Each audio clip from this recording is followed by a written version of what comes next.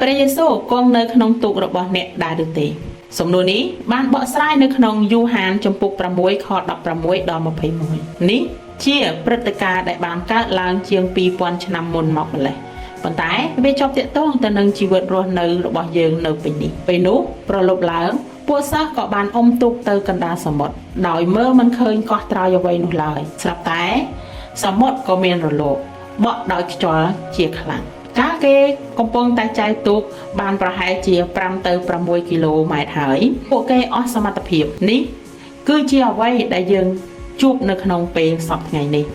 តាមសមត្ថភាពរបស់មនុស្សมันអាចទៅដល់កោះត្រយដែលយើងពងនោះឡើយការពិពណ៌នារឿងនេះគឺដូចទៅនឹងស្ថានភាពជីវិតរស់នៅរបស់យើង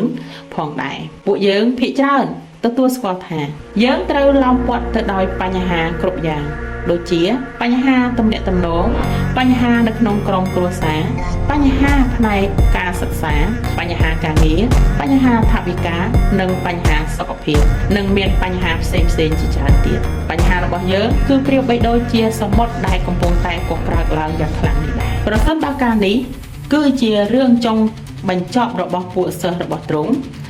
នោះយើងពិតជាមនុស្សដែលអស់សង្ឃឹមបំផុតដែលប្រឈមមុខនឹងបញ្ហាជាច្រើនធ្វើឲ្យយើងមានការឈឺចាប់និងរាថយនៅក្នុងស្ថានភាពដ៏សែនងងឹតនិងអស់សង្ឃឹមនោះស្រាប់តែព្រះអង្គម្ចាស់យេស៊ូវបានយាងពីលើទឹកមកជិតទូកមានតែព្រះអង្គមួយអង្គតែប៉ុណ្ណោះដែលអាចយាងលើសមុទ្របានហើយមានតែព្រះអង្គម្ចាស់តែប៉ុណ្ណោះដែលអាចយាងលើសមុទ្រនៃជីវិតរបស់យើងបានដោយទ្រង់ត្រួតត្រាលើលលោកសមុទ្រទាំងអស់គ្រប់ទាំងបញ្ហាសុទ្ធតែនៅក្រោមព្រះបាទរបស់ទ្រង់ប្រហែលជាអ្នកកំពុងតែភ័យខ្លាចដោយជាពួកសិស្សដែលបានឃើញទ្រង់យាងមកលើកដំបូងលើទឹកនោះដែរនៅខណៈពេលដែលទ្រង់បានយាងមកព្រះអង្គក៏បានមានបន្ទូលទៅកាន់ពួកគេថាកុំឲ្យភ័យអ្វីគឺខ្ញុំទេតើនោះគេក៏ព្រមទទួលទ្រង់មកក្នុងទូករបស់ពួកគេក៏អាចទៅដល់កោះត្រយដែលពួកគេប្រាថ្នាចង់ទៅរឿងនេះខ្ល้ายជាដំណឹងល្អសម្រាប់យើងរាល់គ្នាក្នុងពេលសប្តាហ៍នេះព្រះម្ចាស់យេស៊ូវចង់យាងចូលមកក្នុងជីវិតរបស់យើងជ្រោមជ្រាបយើងនិងមើលថែយើងឲ្យមានភាពស្កប់ចិត្តនិងមានសុវត្ថិភាពនៅក្នុងការដំណើរជីវិតរបស់យើងត្រូវធ្វើដូចជាពួកសិស្សផងដែរគឺព្រមទទួលទ្រង់ឲ្យចូលក្នុងទូករបស់យើងនោះទ្រង់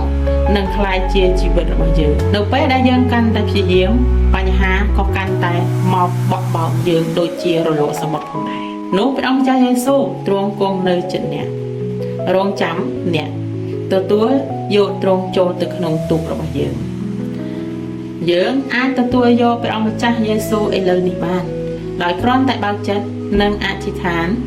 ដល់ទ្រង់យ៉ាងដូចនេះថាអូព្រះអង្គម្ចាស់យេស៊ូវអើយទូលបង្គំ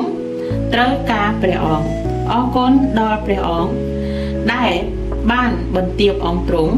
យាងមកនៅក្នុងលោកីយ៍នេះដែលពេញទៅដោយបញ្ហានិងភាពចលាចលនេះអរគុណព្រះអង្គសម្រាប់ការសុគតសម្រាប់ទូលបង្គំសូមទ្រង់អត់ទោសរាល់អំពើបាបរបស់ទូលបង្គំព្រះម្ចាស់យេស៊ូវអើយទូលបង្គំទទួលជឿក្នុងព្រះអង្គហើយទទួលយកទ្រង់ឥឡូវនេះសូមបំពេញទូលបង្គំដោយនៅរូបអង្គទ្រង់ដែលជាសេចក្តីសុខសាន្តហើយសូមទ្រង់គង់ជាមួយជីវិតរបស់ទូលបង្គំអរគុណព្រះអង្គព្រះម្ចាស់យេស៊ូវអើយអាមែន